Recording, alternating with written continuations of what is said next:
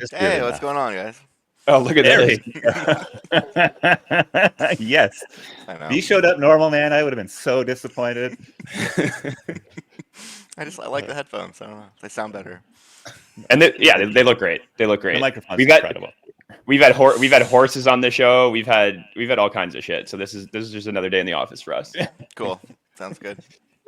Nice, man. So you're the founder of AI16z, an autonomous investing DAO, and the creator of ElizaOS, an operating system for AI agents. And yeah, I think the place I want to start is just like, can you reflect on the chaos of the first few months of AI16z? I feel like maybe we're removed enough from it now that you can kind of have a sober look at the things you learned and any insights and takeaways. So just curious from where you're sitting today, what Oh yeah, man. that felt like.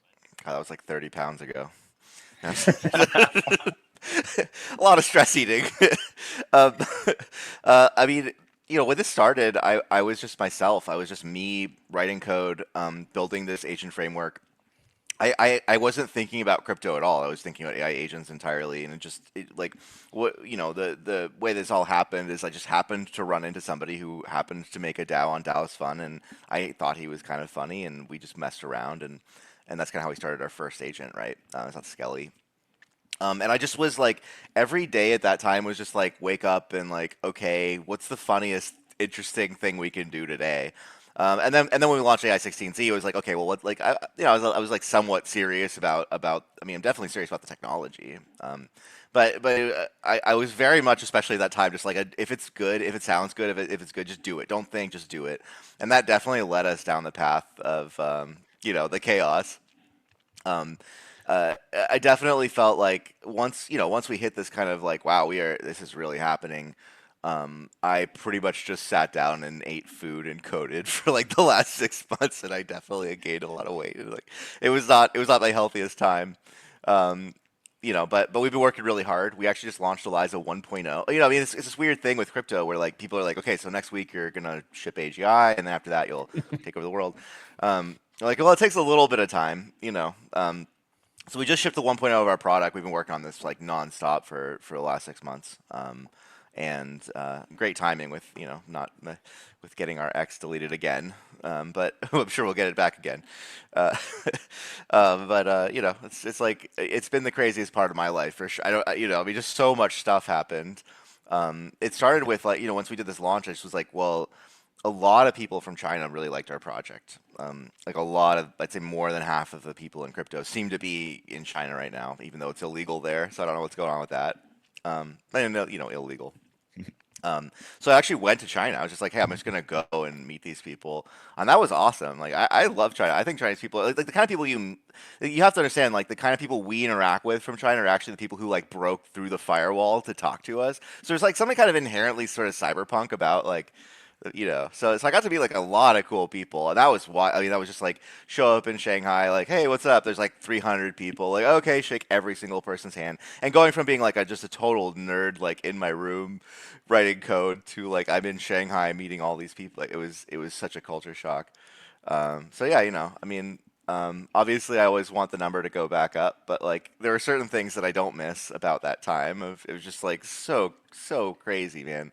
And just like from being a person who's like, okay, cool, I'm building stuff, I love building things, I love collaborating, to like, wow, there is so much tension on me, and so many people, even like friends now, are coming back and asking for things that like it would just really change the dynamic of everything in a way that was very strange. Um, so Yeah. yeah, you can imagine.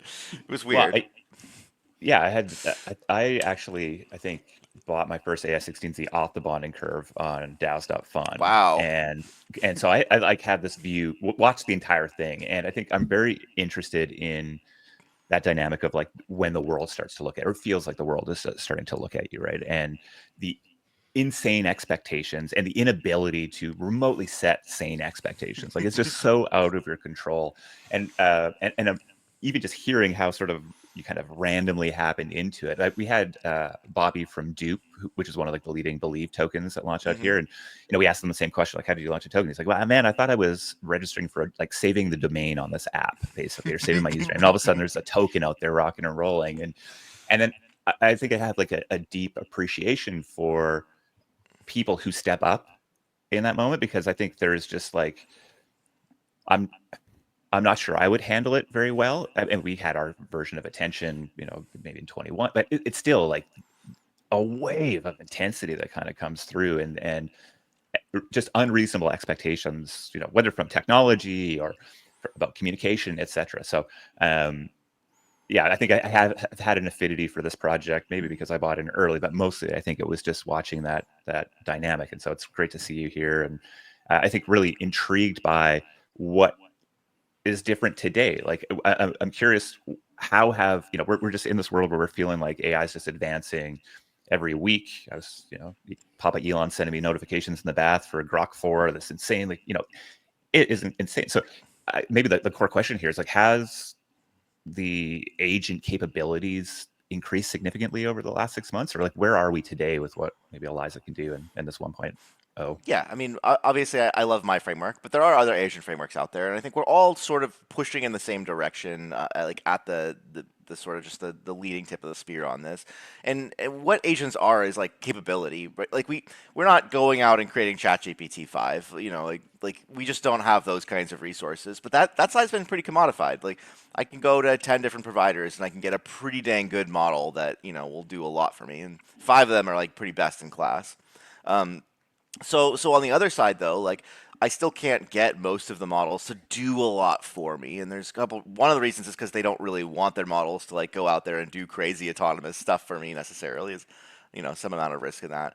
And they just have like there's a very ChatGPT is a very one size fits all. You can't like adjust how the personality is or any of this stuff.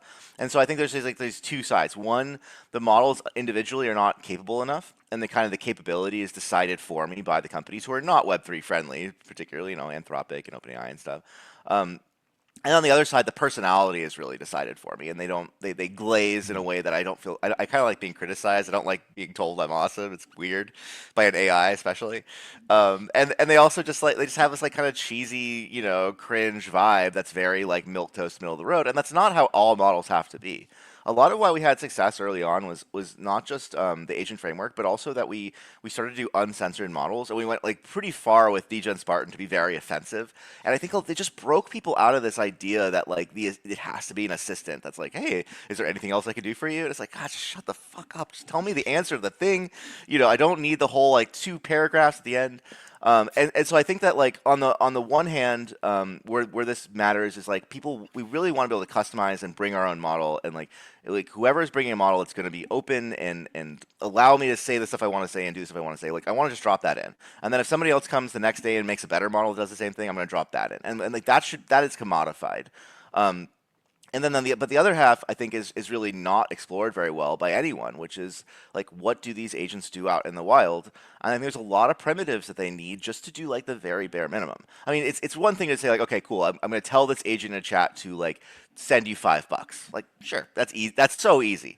But now I'm in a chat with 1,000 people, and I want to make sure it sends you $5 and not somebody else. Like okay, well there's this guy named John, and there's other guy named Jimmy, and there's a guy named Jake, and okay, which one am I actually sending to? And then somebody's like prompt injecting, and so I have to have like trust, I have to have like roles, I have to have a whole integrated payment system into every other plugin so that like it's actually tracking if I charged you or got paid or something.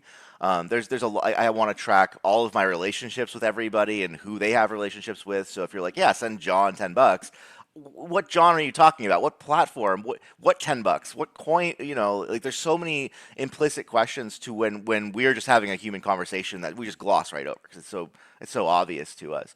And so what we're really focused on is like what are those primitives and how do we build them in a way that we can then build on top of them. Like it occurred to me that most websites are basically forms, right? And most agent experience are like, okay, well what is your question? Let me walk you through this few steps.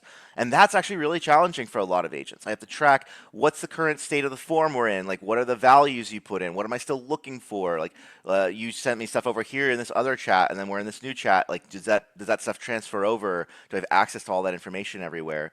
And these seem very obvious, but then if you get down to the coding of it, it's like, God, I have to really make sure that information is here and that information is accessible to here. I have to build a service architecture, and I got to make sure that if I have memories that I collect here, I can get them over here, but they're not like polluting the overall conversation. So it's like a lot of just like small, very mundane complexities that like that's basically what I get up every day and have to deal with. And I think that the current conversation around agents sometimes can be very like, oh yeah, agent, yeah, sure, it's solved. And I think when we look at if you look at at OpenAI and Anthropic and just the ability to write code, oh my God, it is going so fast. Like it is, the ability to write code or do research or do these kinds of things. But overall, the ability for an agent to navigate the world is still pretty shockingly dumb in some ways. And I think that so a lot of for us is yes, there's the framework, but there's also the primitives, like the ability to build forms, the ability to assign roles and build a trust mechanism in my server of who actually gets to use this thing.